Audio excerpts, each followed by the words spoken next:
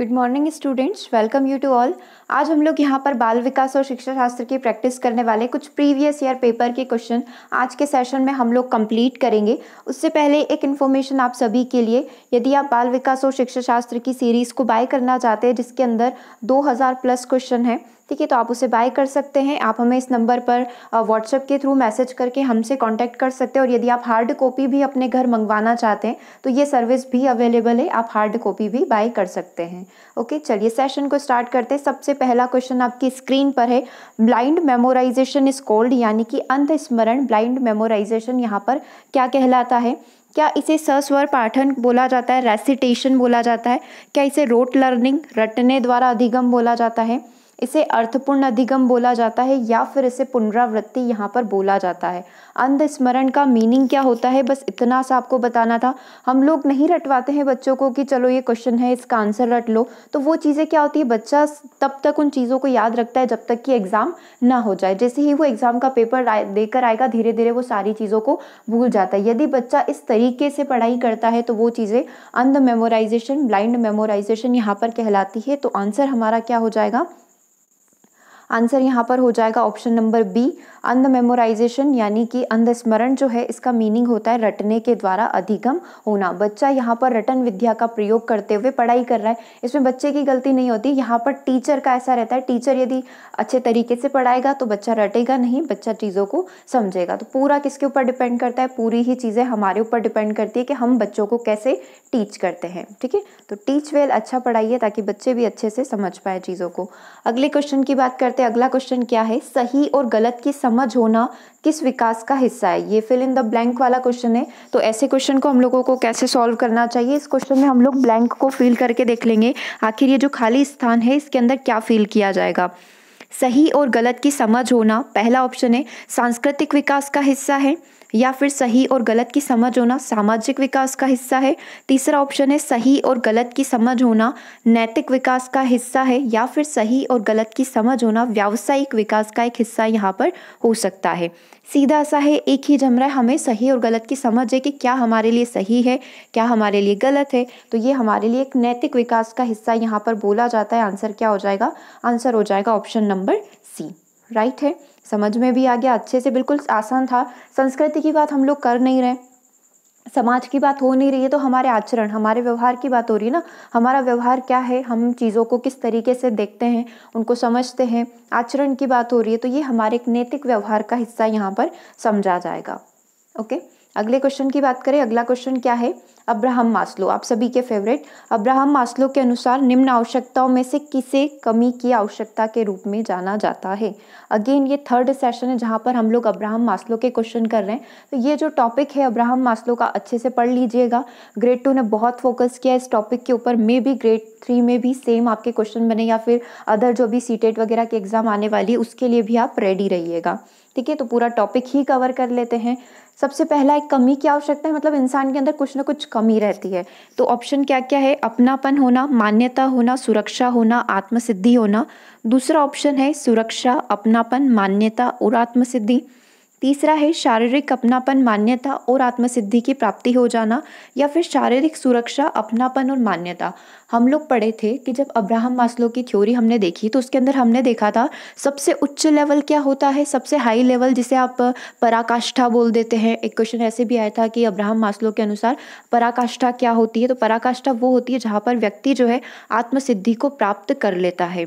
आत्मसिद्धि को प्राप्त कर लेता है मतलब उसने जीवन में जो कुछ भी सोचा था उन सब चीज़ों को उसने अचीव कर लिया है। तो आत्मसिद्धि सबसे हाई लेवल है, उसमें कोई कमी नहीं होगी, वो एक पूर्णता या फिर कंप्लीटनेस आप उस चीज़ को बोल सकते हैं। तो देखो आत्मसिद्धि तो आंसर नहीं होगा। अब आप देख लो ऑप्शन में जहाँ जहाँ भी आपको आत्मसिद्धि, सेल्फ एक्चुअलाइजेशन दिखे उसको काटते जाओ, हो गया आंसर। ठीक है, शारीरिक सुरक्षा, अपनापन और मान्यता है, ये कुछ ना कुछ कमी है। जब तक आप आत्मसिद्धि तक नहीं पहुंचोगे मतलब आपने अपने जीवन में कुछ चीज़ें हैं जो छोड़ दी है। ठीक है, आप देखना चाहें तो थ्योरी भी देख सकते हैं। देखो, मान लो ये अब्राहम मास्लो है, ये ऊपर चढ़ने की कोशिश कर रहे हैं, अपने जीवन के सारे लेवल को पार करने की कोशिश कर रहे हैं। साइकोलॉजिकल नीड्स इनकी कंप्लीट हो गई, इनके पास खाने पीने का अच्छे से साधन उपलब्ध है, मतलब एक बेसिक आवश्यकता इनकी कंप्लीट हो जाती है। सेफ्टी अच्छी से है, अच्छा खासा पैसा है, घर है, सब कुछ है, तो सेफ्टी वाला लेवल जो है वो इन्होंने क्रॉस कर लिया है। लव एंड बिलोंगिंग्स, अच्छा वाला परिवार है, सब कुछ है, सेटिस्फाई है ये अपनी ज़िंदगी से। लव बिलोंगिंग्स कंप्लीट हो गए, ठीक है। एस्टीम नीड, समाज इनका बहुत सम्मान करता है, तो ये एस्टीम नीड है। लेकिन यहाँ तक आते आते भी एक कमी है कि इन्होंने अभी तक सेल्फ एक्चुअलाइजेशन को क्रॉस नहीं किया है, इन्होंने अभी तक आत्मसिद्धि की प्राप्ति नहीं की है। तो ये चारों क्या है, कहीं ना कहीं इनके अंदर कुछ कमी है। कब पूरी होगी? जब ये किसको पार कर लेंगे? जब ये पार कर लेंगे सेल्फ एक्चुअलाइजेशन को, यानी कि आत्मसिद्धि को प्राप्त कर लेंगे। हमसे यही पूछा था कि कमी बता दीजिए, तो हमने बता दी। कमी क्या है? शारीरिक, जो सबसे पहला लेवल है, ठीक है, सेफ्टी, बिलोंगिंग और एस्टीम, ये चारों कम है जब तक कि इसमें आत्मसिद्धि को आप ऐड नहीं कर देते हो। आंसर क्या हो जाएगा? आंसर हो जाएगा ऑप्शन नंबर डी। ओके, अगले क्वेश्चन पर बढ़ते हैं। अगला क्वेश्चन क्या बोल रहा है? जल्दी से अगला क्वेश्चन आ जाए हमारी स्क्रीन के ऊपर। देखो, एरिक एरिक्सन के अनुसार एक व्यक्ति ब्लैंक विकासात्मक चरणों से गुजरता है। जैसे अब्राहम मास्लो ने अपने 5 लेवल बताए थे, वैसे ही एरिक एरिक्सन ने अपने कितने लेवल बताए थे? हमारा जीवन जो है कितने चरणों से होकर गुजरता है? 7 से, 9 से, 4 से या फिर 8 से? हमारा जीवन जो है टोटल 8 लेवल या फिर 8 चरण जो होते हैं, 8 चरण जो होते हैं, उनसे होकर गुजरता है। आंसर आपका क्या हो जाएगा? आंसर हो जाएगा आपका ऑप्शन नंबर डी।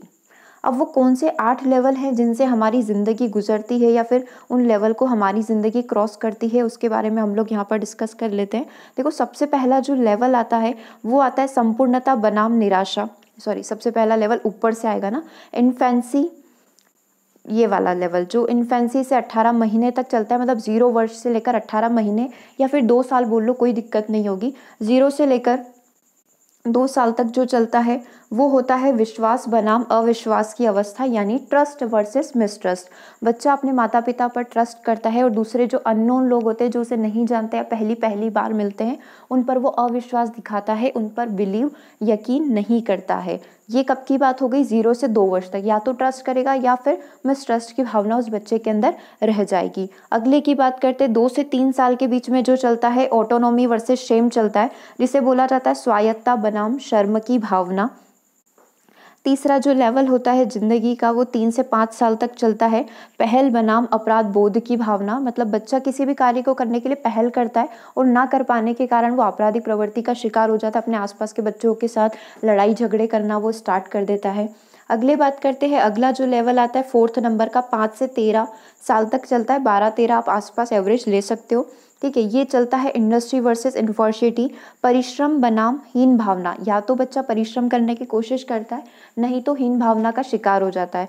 इसको हम लोग ऐसे कंसीडर कर सकते हैं जैसे कि बच्चा जो है स्कूल टाइम में ग्रेड का लालची हो जाता है, मतलब उसे हमेशा अच्छी ग्रेड चाहिए होती है, A+ ग्रेड चाहिए, A ग्रेड चाहिए। तो अगर वो उसे नहीं मिल पाता है तो वो हीन भावना का शिकार हो जाता है, फिर वो अपने ही स्कूल फ्रेंड्स वगैरह जो होते हैं उनसे दूर दूर रहने लग जाता है, उसमें घृणा भावना यहाँ पर पैदा हो जाती है, ठीक है। यहाँ तक अगला है 13 से 21 साल की अवस्था। अब यहाँ से बच्चे की स्टार्ट हो जाती है किशोरावस्था, जिसे हम लोग बोलते हैं तूफानों की अवस्था है, बसंत ऋतु का काल है, अलग अलग नाम इसको दिए हुए हैं, क्योंकि व्यक्ति या जो बच्चा है जो किशोरावस्था में, उसके जीवन में बहुत सारी उथल पुथल मचती है, बहुत सारे बदलाव उसे अपने को देखने को मिलते हैं। तो इसे क्या बोला जाता है? पहचान बनाम पहचान भ्रांति। या तो बच्चा पहचान बनाने की कोशिश करेगा और यदि वो लोगों के बीच में अपनी पहचान नहीं बनाता है तो वो एक गुमनामी का शिकार यहाँ पर हो जाता है।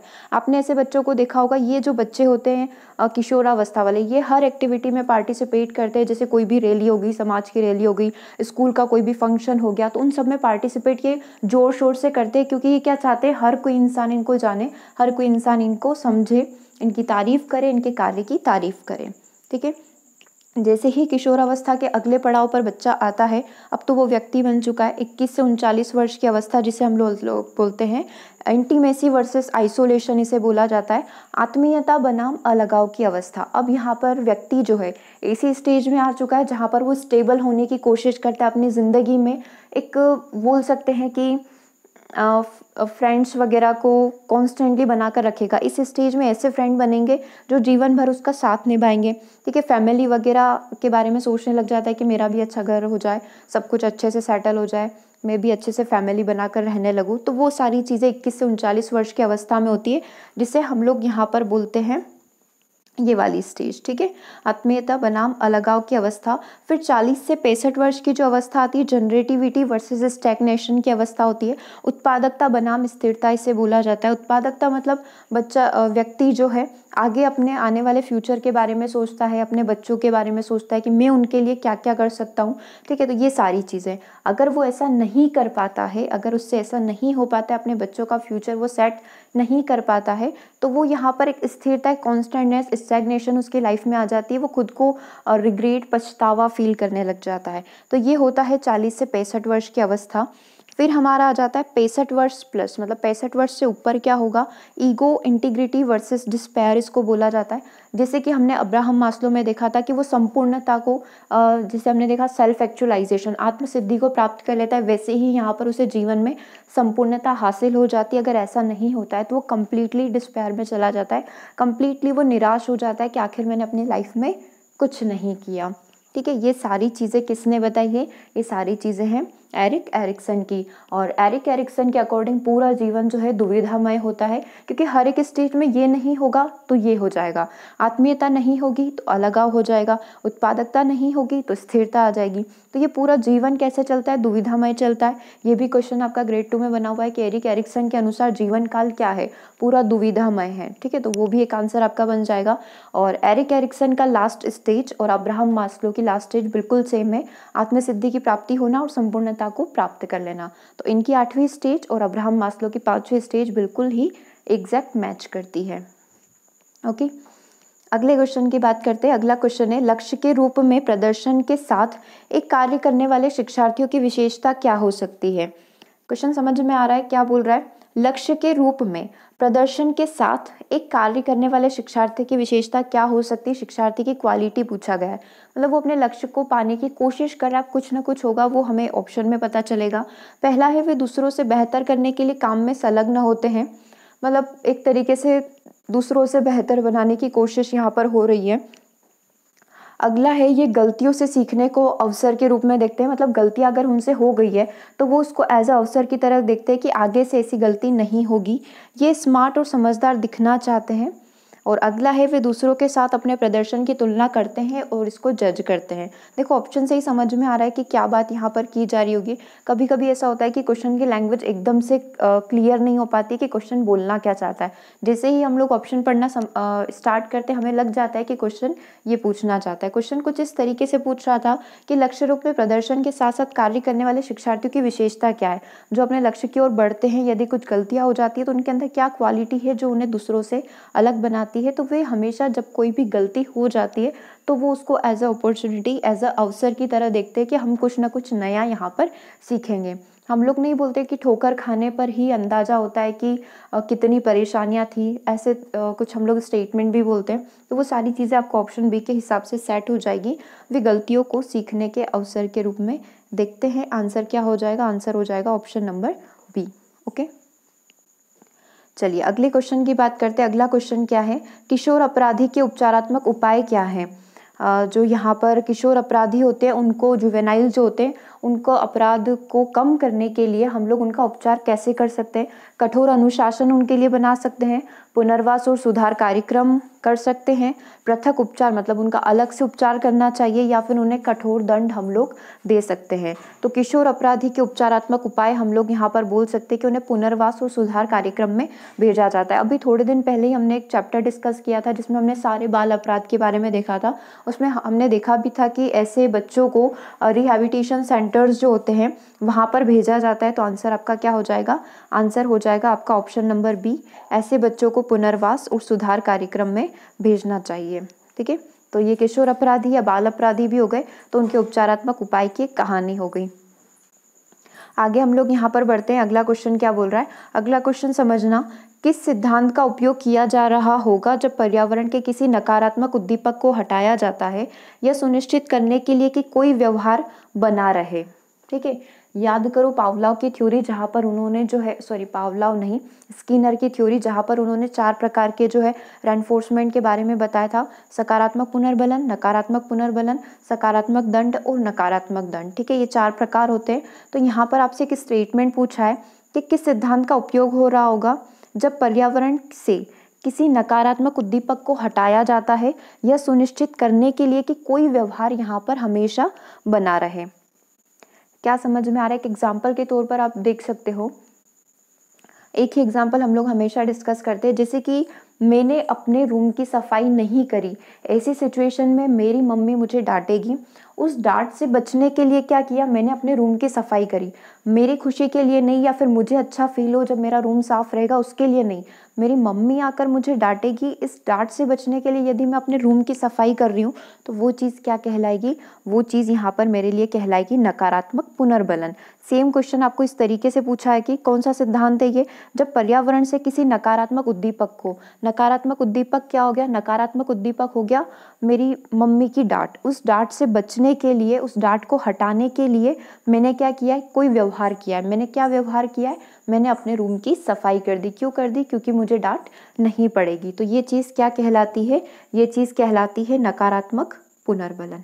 राइट, ऑप्शन नंबर डी जो है यहाँ पर हमारा कंप्लीटली राइट होगा। आप चाहें तो चारों चीज़ों को देख सकते हैं। हम लोगों के मन में क्या इमेज होती है, लाइक सकारात्मक दंड है मतलब थोड़ा धीरे धीरे मारेंगे, नकारात्मक दंड होगा तो बहुत ज़ोर से पीट देंगे। हालांकि ऐसी कोई भी चीज़ें एग्जिस्ट नहीं करती है, इसको आप अच्छे से देख सकते हैं। ये जो ऑपरेंट कंडीशनिंग है ये कैसे वर्क करती है, देखो इस कॉलम में आपको 4 नाम दिख रहे हैं, positive reinforcement, negative reinforcement, positive punishment और नेगेटिव पनिशमेंट। राइट, अब यहाँ पर क्या होता है, जब पॉजिटिव रेनफोर्समेंट का मतलब होता है अगर यहाँ पर लिख दें मतलब कि सकारात्मक पुनर्बलन, नेगेटिव रेनफोर्समेंट का होता है नकारात्मक पुनर्बलन, पॉजिटिव पनिशमेंट का मतलब होता है सकारात्मक दंड और नेगेटिव पनिशमेंट का मतलब होता है नकारात्मक दंड। राइट, अब सकारात्मक पुनर्बलन यानी कि पॉजिटिव रेनफोर्समेंट क्या करता है, आपने कोई भी अच्छा कार्य किया, आपको रिवॉर्ड दिया गया, आपने टेस्ट में अच्छा परफॉर्म किया, आपकी तारीफ की गई, तो वो क्या है, सकारात्मक पुनर्बलन। मेरे तारीफ करने से या फिर आप जब बच्चों की तारीफ करते हैं तो उनके व्यवहार में, उनका जो व्यवहार है उसमें क्या होगी, उनके व्यवहार में होगी वृद्धि। तो इसे क्या बोला जाता है, ऐड समथिंग। मैंने क्या ऐड किया, मैंने बच्चों को तारीफ ऐड कर दी, मैंने बच्चों को गिफ्ट देना या फिर आपने बच्चों को गिफ्ट देना स्टार्ट कर दिए, तो उसके वजह से क्या हुआ, बच्चों के व्यवहार में क्या हो गई, वृद्धि हो गई। इन एरो का आप ध्यान रखिएगा। अगला आता है नेगेटिव रेनफोर्समेंट। नेगेटिव रेनफोर्समेंट में क्या हुआ, अभी जैसे कि क्वेश्चन पूछा गया था, मैंने उस डांट से बचने के लिए मैंने किसको हटा दिया, मैंने वो जो डांट पड़ रही थी ना मेरी बार बार, या फिर मेरी पिटाई हो रही थी, यूँ मान लो कि मेरी पिटाई हो रही थी, उस पिटाई से बचने के लिए मैंने क्या करा, अपने रूम की सफाई कर दी। ठीक है, तो मैंने अपने रूम की सफाई कर दी, तो मैंने किसको हटा दिया, मैंने उस पड़ने वाली डांट, मैंने उस पड़ने वाली पिटाई को, चप्पल से पड़ने वाली पिटाई को मैंने यहाँ से हटा दिया। तो ये क्या है, ये एक हमारा नेगेटिव रेनफोर्समेंट यहाँ पर कहलाएगा, क्योंकि आपने क्या करा, जो गंदी चीज़ें थी ना उसको यहाँ पर हटा दिया। ठीक है, अब मैंने क्या कर दिया, उस डांट को यहाँ से हटा दिया है, तो यहाँ एरो ऊपर था, यहाँ पर एरो क्या हो जाएगा, नीचे हो जाएगा। अगला है डिक्रीज बिहेवियर। डिक्रीज बिहेवियर क्या होता है, अब पॉजिटिव पनिशमेंट की, सकारात्मक दंड की यदि हम लोग बात करेंगे तो सकारात्मक दंड में क्या होता है, यहाँ पर बच्चों को थोड़ा पीट दिया जाता है। इस तरीके से हम लोग बोलते हैं कि जो माता पिता जो है बच्चों को थोड़ा बहुत पीट देते हैं, क्योंकि बच्चे बहुत ज़्यादा शरारती होते हैं, या फिर कोई भी रीज़न हो सकता है जिसकी वजह से बच्चों की पिटाई हो जाती है। अगर बच्चों की पिटाई हो रही है तो ऐसी सिचुएशन में क्या होगा, हमने क्या ऐड कर दी, उनको मारना ऐड कर दिया, और ऐसी सिचुएशन में क्या हुआ, बच्चों का जो बिहेवियर है वो क्या हो जाएगा, कम हो जाएगा। अब वो उस गलती को फिर से नहीं दोहराएंगे, क्योंकि अब उन्हें क्या मिल चुका है, पॉजिटिव पनिशमेंट यहाँ पर मिल चुकी है। अब बात करते हैं नेगेटिव पनिशमेंट की। ठीक है, ये लास्ट वाला ब्लॉक। नेगेटिव पनिशमेंट में क्या होगा, नेगेटिव पनिशमेंट में रिमूव समथिंग। ठीक है, ये जो दोनों चीज़ें हैं ये इसके लिए रिमूव समथिंग, कुछ हटा देना है, कुछ ऐसा हटा देना है जिसकी वजह से क्या होगा, उनके जो व्यवहार में कमी आ जाएगी। मान लो मेरे ऑफिस में 10 लोग काम करते हैं, 3 दिन से कोई भी टाइम पर नहीं आ रहा है, मैं 3 दिन से सबको बोल रही हूँ टाइम पर आ जाओ, टाइम पर आ जाओ, आ ही नहीं रहे, हमेशा लेट आते, 10 बजे का टाइम है 12 बजे तक आते हैं। ऐसी सिचुएशन मैंने क्या किया, ऑफिस से सारी चेयर हटा दी। अब सबको खड़े खड़े काम करना पड़ेगा। जब तुम आओगे लाइक जितने भी काम करने वाले वर्कर्स है वो आएंगे 12 बजे से लेकर 5 बजे तक आपको खड़े खड़े काम करना है। ऐसी सिचुएशन में उनके लिए ये कौन सा काम करेगी, नेगेटिव पनिशमेंट का काम करेगी। मैंने क्या कर दिया, मैंने चेयर रिमूव कर दी। चेयर रिमूव कर दी, उसकी वजह से क्या हुआ, वो जो लोग 12 बजे आ रहे थे अगले दिन से 10 में 5 की देर रहेगी और ऑफिस के अंदर एंट्री कर लेंगे। राइट, आई थिंक कि अब ये सारी चीज़ें क्लियर होगी। पॉजिटिव पनिशमेंट, बच्चों को टॉफ़ी चॉकलेट्स दे देना या फिर उनकी प्रशंसा कर देना, कुछ ऐड कर देना। नेगेटिव रेनफोर्समेंट क्या होगा, किसी बुरी चीज़ को हटा देना ताकि कुछ अच्छा हो जाए। ठीक है, तो ये नेगेटिव रेनफोर्समेंट हो गया। पॉजिटिव पनिशमेंट क्या होगा, कुछ ऐड कर देना। ठीक है, अब कुछ ऐड कर देना, थोड़ा सा मार देना या फिर कुछ एक्स्ट्रा डांट वाट लगा देना, वो वाली चीज़ें आप बोल सकते हो। नेगेटिव पनिशमेंट क्या होगा, यहाँ पर कुछ अच्छी चीज़ हटा देना। ठीक है, बच्चे फ़ोन का बहुत ज़्यादा यूज़ कर रहे हैं, कुछ दिनों के लिए आप उनसे, 1 महीने के लिए आप उनसे उनका फ़ोन छीन लो। जो उनको बहुत ज़्यादा पसंद हो वो आप उनसे छीन लीजिए ताकि उनके व्यवहार में क्या हो जाए, कमी हो जाए। तो ये एक प्रकार की हमारी ऑपरेंट कंडीशनिंग होती है। बहुत सारे क्वेश्चन जो है यहाँ पर इस चीज़ से अराइज होते हैं। आई थिंक कि ऑपरेंट कंडीशनिंग आपका क्लियर होगा।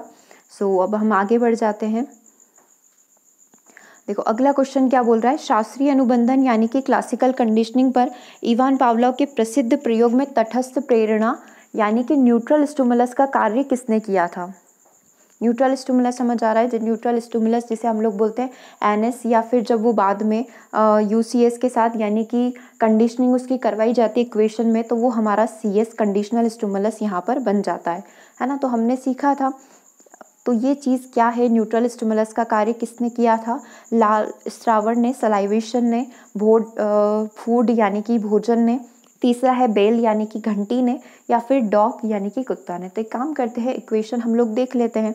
ठीक है, उसके बाद बहुत आसान हो जाएगा ये क्वेश्चन हमारे लिए। चलो यहीं पर लिख कर देख लेते हैं। सबसे पहले क्या होता है, भोजन का यूज़ किया गया। भोजन एज अ अनकंडीशनल स्टिमुलस यानी कि प्राकृतिक उद्दीपक की तरह यूज़ हुआ है। ठीक है, उसके बाद हम लोग बात करते हैं भोजन के बाद घंटी की। घंटी हमारे लिए न्यूट्रल स्टिमुलस का कार्य करती है, उदासीन उद्दीपक का कार्य करती है। ठीक है, अब हम लोग यहाँ पर इक्वेशन बनाते हैं। यूसीएस को देने पर यूसीआर का जनरेट होना, अनकंडीशनल रिस्पॉन्स को देने पर अनकंडीशनल प्रतिक्रिया का जनरेट होना। ठीक है, प्राकृतिक उद्दीपक को देने पर प्राकृतिक प्रतिक्रिया का देना आम बात है। डॉग के सामने जब भोजन रखा गया तो वो लार जनरेट करेगा, स्वाभाविक सी प्रक्रिया है, प्राकृतिक प्रक्रिया है। मानव का इसमें कोई भी हाथ नहीं है। ठीक है, कोई दिक्कत नहीं है। अब आगे बढ़ते हैं। यूसीएस के साथ अब मैं जब घंटी को यहाँ पर इक्वेशन में प्रेजेंट करूँगी तो ये क्या बन जाएगी, सीएस बन जाएगी। यूसीएस के साथ सीएस देने पर क्या जनरेट होगा, यूसीआर जनरेट होगा, क्योंकि डॉग का ध्यान तो घंटी पर है ही नहीं। डॉग का ध्यान तो अभी भी किस पर है, डॉग का ध्यान अभी भी भोजन के ऊपर है। ठीक है, तो अगेन वो लार जनरेट करेगा और वो किस प्रकार की होगी, भोजन को देखकर होगी, मतलब कि प्राकृतिक होगी। अब क्या करेंगे, बार बार ये सिचुएशन दोहराने के बाद अब हम भोजन हटा देंगे। अब सिर्फ क्या करेंगे, घंटी दिखाएंगे। घंटी देखकर भी लार जनरेट कर रहा है, ये तो प्राकृतिक प्रक्रिया नहीं है। प्रकृति ने ऐसा कब बोला था कि किसी भी सामान को देखकर, घंटी को या किसी भी बाजे वगैरह को देखकर लार जनरेट हो जाएगी, ऐसा नहीं होता है, लेकिन करवा दिया गया है। तो ये क्या है, मानव निर्मित प्रक्रिया है। ठीक है, तो ये तीनों इक्वेशन हमारी है। कंडीशनल स्टिमुलस का मतलब होता है कृत्रिम उद्दीपक और कंडीशनल रिस्पॉन्स का मतलब होता है कृत्रिम अनुक्रिया। कृत्रिम उद्दीपक को देखकर कृत्रिम अनुक्रिया जनरेट होना एक मानव निर्मित प्रक्रिया है। तो अब आपसे पूछा गया था कि तटस्थ प्रेरणा, न्यूट्रल स्टिमुलस या फिर उदासीन उद्दीपक का कार्य किसने किया था, तो ये बेल जो है, ये जो घंटी है, इसने किया था। राइट है। अगले सेशन में मैं आपको 3 से 4 क्वेश्चन और करवा दूंगी इमेज के थ्रू, ताकि और भी ज़्यादा चीज़ें आपकी क्लियर हो जाए। चलिए, तो आज के सेशन को हम लोग यहीं ओवर कर रहे हैं। इसके आगे वाले सेशन में हम लोग सीडीपी का सेशन कंप्लीट करेंगे, जिसके अंदर और रिमेनिंग क्वेश्चन जितने भी रह गए वो सारे अगले सेशन में हम लोग कंप्लीट कर लेंगे। Okay, thank you for watching this session. और सेशन कैसा लगा कमेंट करके ज़रूर बताइएगा। Thank you. और हाँ, अभी आपका दिन में 2 बजे जो है, मतलब 7 अक्टूबर को दिन में 2 PM पर आपका आज इंग्लिश का सेशन होगा और कल आपका संस्कृत का सेशन होगा। जिनका इंग्लिश है वो इंग्लिश आकर अटेंड कर लेंगे और जिनका सीटेट इंग्लिश है वो आकर अटेंड कर लीजिएगा। Okay, thank you for watching.